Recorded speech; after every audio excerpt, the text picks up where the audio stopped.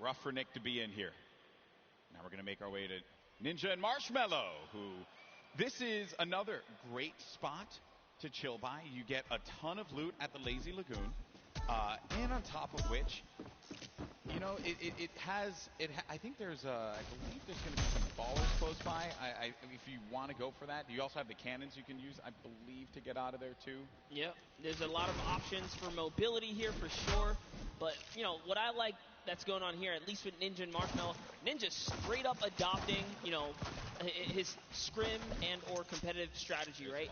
Lazy Lagoon, that is his most known spot for landing. So for him to land here, they mean serious business. Yeah, and he lands here relatively uncontested. There's going to be a duo over to the north, I want to say northwest, and also someone all the way up at the tippy north there. As we make our way now down forward toward Lucky Landing, we're going to have Sinnoh here along with O'King.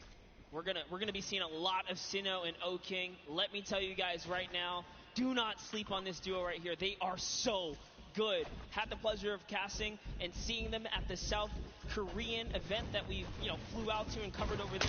They are dangerous. Well, you're hyping them up here, but unfortunately they're going to be taking some damage from the stinks, having to push out of that fight. So when you throw down that stink grenade, it goes right through the damage. It does not hit the shields. It hits the green health bar.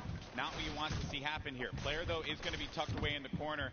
And King and Sinnoh, they're two top players, so they know how to work together here.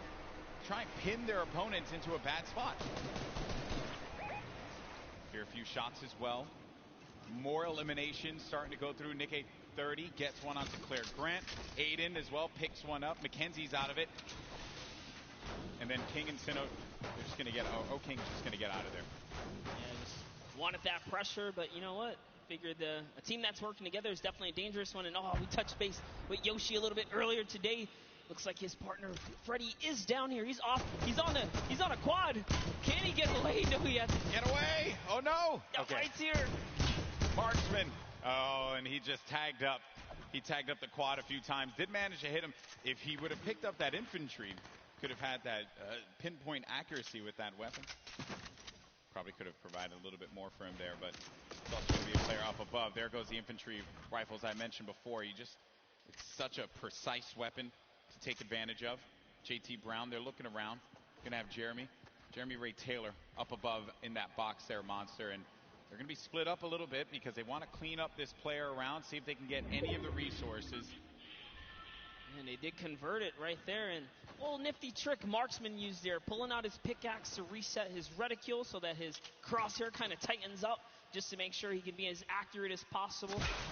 So many nifty tricks, and this is why this is the pro AM, right? You have the pros, and then you have your celebrity counterparts helping them out, and Marksman is showing that he knows what he's doing. Yeah. Like he's confidently ready to push as well. He might. Exactly, and then we saw Ninja and Marshmallow there on the corner of your screen for a moment, continuing to loot up. Players pushing around the side here.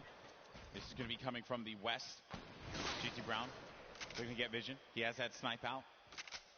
Maybe he can get a connection perhaps, but it's going to be Marksman looking for the opportunity to take advantage of that heavy AR.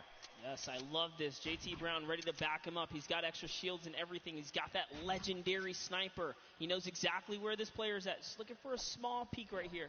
He might take his face off. We will see. He's playing with a lot of confidence, too. You can tell in the movements.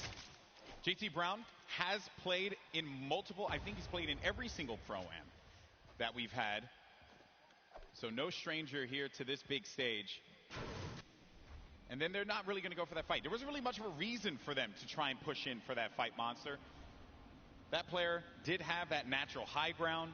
If JT Brown would have gotten the connection with the snipe, that would have been great. But you got to think about this. The storm, as it pushes on in. Now these players, you're going to take a little bit of damage here. But you have a lot of bodies scattered around. Junk Junction, Polar Peak, Happy Hamlet, even Lucky Landing. There's a lot of players that are going to be on the outside, but this circle is going to be pushing in, centered more toward Dusty Divot. So you're going to have that big circle around here. You're ticking for 1 damage per second as well. You got to start to make moves quickly. Yeah, Slogo Man does not want to play around here. He does not have anything to heal with in this moment. Yes.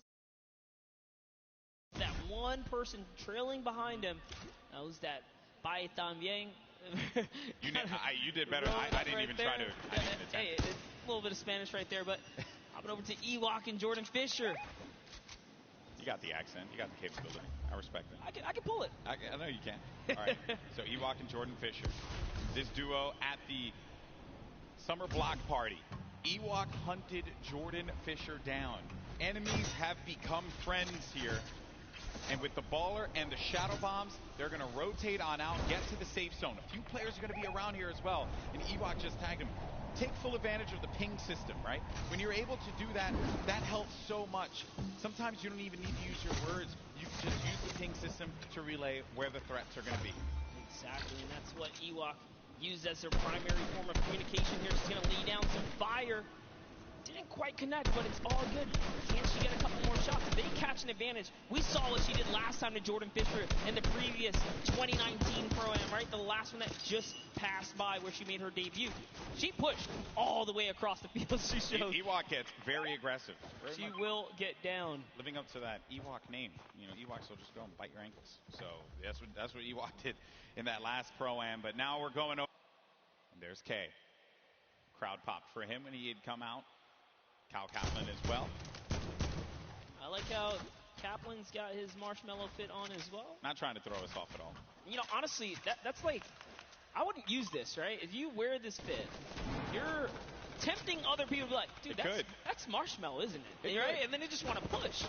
You're not wrong there, buddy. I'd love to catch a highlight, right? Yeah, it's like, dude, I'll push him right now. Exactly. Right? You're not wrong there. I mean, that certainly can be a thing that players see and they're like, wait a minute, maybe? But if a lot of people who have studied Ninja's gameplay know that he is going to go over to that Lazy Lagoon area. But we make our way now to the lava areas near Pressure Plant. This is where Marshmallow and Ninja are. And there hasn't been a lot of activity right now, right? It's been a little bit of a slower game, but that's what I like to see, right? You and I, we've been casting endgame after endgame after endgame in the Fortnite World Cup online qualifier. So it's nice to see some strategy, some rotations go into place here, and players really being methodical where they're going to push at what point in time. And Ninja, he's getting ambitious with these shots, managing to connect that infantry rifle, the purple infantry rifle, so good. Yeah, Ninja actually one of the advocates for playing with weapons that are not necessarily popular or cool at the moment, tends to play with things that are different. So before the infantry kind of,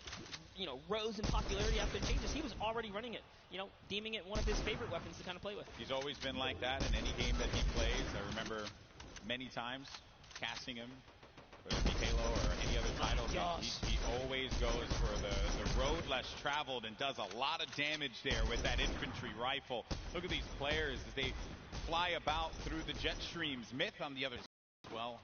This duo there. It's got to be. Oh no, Tim the Tapman. No, ooh. Tim, no, Tim. And he landed extra quickly. He got picked off from the sky. I don't want to.